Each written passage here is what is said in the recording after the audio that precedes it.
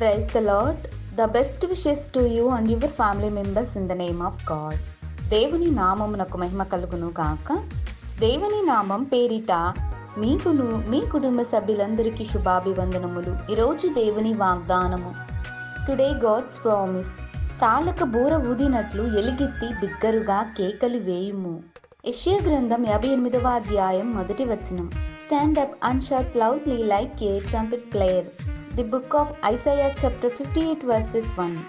క్రీస్తునందున్న ప్రియ సహోదరి సహోదరులారా, ఈ ఉదయకాల సమయంలో ప్రభుని యేసుక్రీస్తు వారు మనతో తెలియజేస్తున్న వాగ్దానం ఏమిటి అంటే, తాళక బోర ఊదినట్లు ఎలుగెత్తి బిగ్గరుగా కేకలు వేయుము అని దేవుని యొక్క లేఖన గ్రంథం ద్వారా దేవుడు తెలియజేస్తున్నాడు. చూడండి ప్రియులారా, ఇందులో ప్రాముఖ్యమైన మాట ఏమిటి అంటే, మనము ప్రార్థనలో ఎలుగెత్తి బిగ్గరుగా దేవునికి ప్రార్థించే వ్యక్తులుగా ఉండాలని దేవుడు అంటున్నాడు. చూడండి, ఈ లోకంలో అనేక మంది క్రైస్తవ జీవితంలో కూడా బిగ్గరగా దేవునికి ఎవరూ ప్రార్థించటం లేదండి.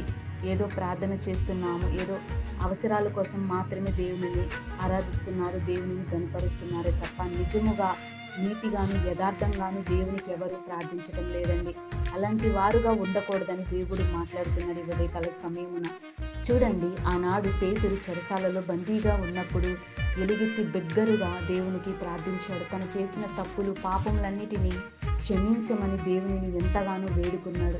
బిగ్గరగా కేకలు వేశాడండి. పట్టుదల కలిగి దేవుడిని విడిచిపెట్టకుండా ప్రార్థించునే ఉన్నాడు. దేవుడు తన ప్రార్థనను ఆలకించి గొప్ప కార్యములను జరిగించాడు. చెరసాల నుంచి దేవుడు పేతురుని విడిపించాడండి.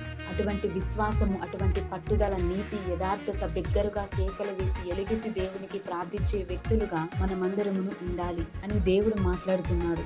లోకంలో జీవిస్తున్న ప్రతి ఒక్కరికి వ్యాధి, బాధలు, రోగాలు, సమస్యలు అనేటువంటివి వెంటాడుతూ ఉంటాయి. వాటిని బట్టి కృంగిపోకుండా దేవుని యందు బిగ్గరుగా కేకలు వేసి ప్రతి ఉదయము దేవునికి సమయాన్ని ఇస్తూ దేవునికి మొదటిగా దేవునికి ప్రాముఖ్యతగా దేవునికి ప్రార్థించాలి. ఆయనకు కృతజ్ఞతాస్తుతులను చెల్లించే వారుగా వ్యక్తులుగాను ఎలుగెత్తి బిగ్గరగా ప్రతి ఒక్కరూ పట్టుదల కలిగి ప్రార్థించే వ్యక్తులుగా దేవుని యొక్క పరిశుద్ధతను, దేవుని యొక్క కృప మనమందరమును పొందుకునే వ్యక్తులుగాను ఉండాలండి. మన జీవితంలో ఏదైనా సమస్య వస్తే మనము బాధపడతాం, కన్నీరు కారుస్తాం, ఎవరికి చెప్పుకోలేని స్థితిలో జీవిస్తాం. ఎందుకంటే ఎవరికి చెప్పుకున్న ప్రయోజనం ఉండదు. లోకంలో మనుషులు చెప్తే వింటారు తప్ప వాటిని వినరు, ఆలకించరు, పట్టించుకోరు. అది ఏదో మనం మొదటిగా దేవునికి ప్రాముఖ్యత ఇచ్చి దేవునికి ప్రార్థిస్తే మన ప్రార్థనకు జవాబు వస్తుంది. మన సమస్యలు తొలగుతాయి.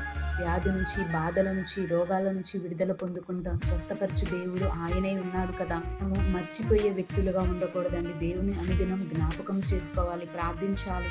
కుటుంబాన్ని బట్టి, సంఘాన్ని బట్టి, దేశాన్ని బట్టి, రాష్ట్రాలను బట్టి మనం అనుదిన వాగ్దానములో కూడా ప్రార్థించే వ్యక్తులుగా మనమందరము ఎలుగెత్తి ప్రార్థించి బిడ్డలుగా దేవుడు మనలందరినీ ఆశీర్వదించును గాక. ప్రార్థన.